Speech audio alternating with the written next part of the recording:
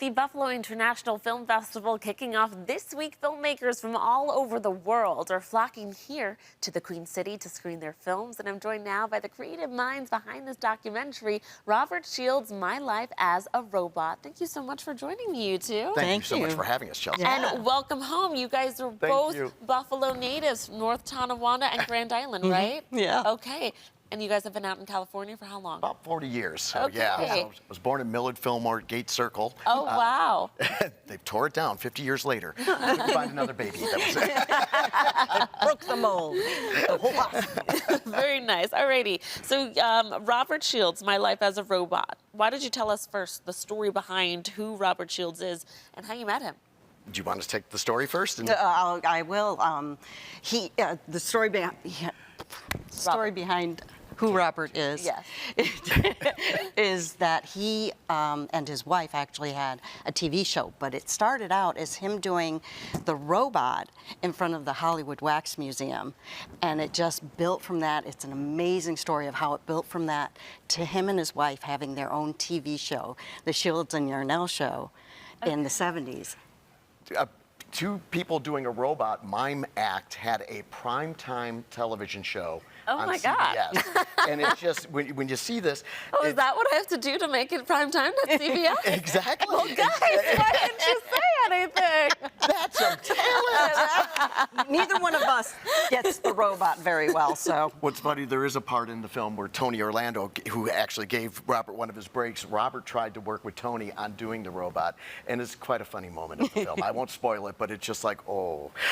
Okay, so their act was quite unique, huh? Oh my goodness, crazy. Yes.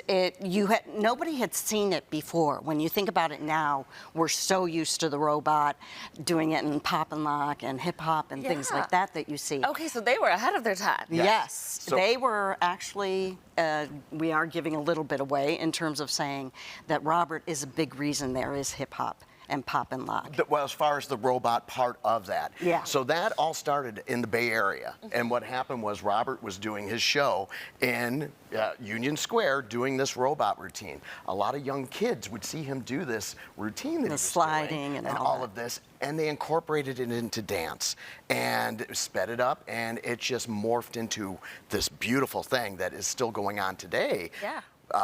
You were asking about one of the surprises of the films. One of the surprises for us was that when we started doing these interviews, all of a sudden young dancers came out of the woodwork and were like, oh my God, this guy inspired me so much. Robert had no idea that he had been this inspiration. So we ended up going to this Pauper's Picnic at Griffith Park, and it was just the most amazing event. People were coming up. He got swamped. And luckily I had a wireless mic and he was like gone. And we got everything that happened. It was amazing. But there were kids at 10 years old that knew him. Wow. And knew of him in Poland and Japan and all these different places. Because at YouTube, so everyone's watching his moves on YouTube and trying to mimic the mime. And did you ask him how he kind of discovered his body could move in this way?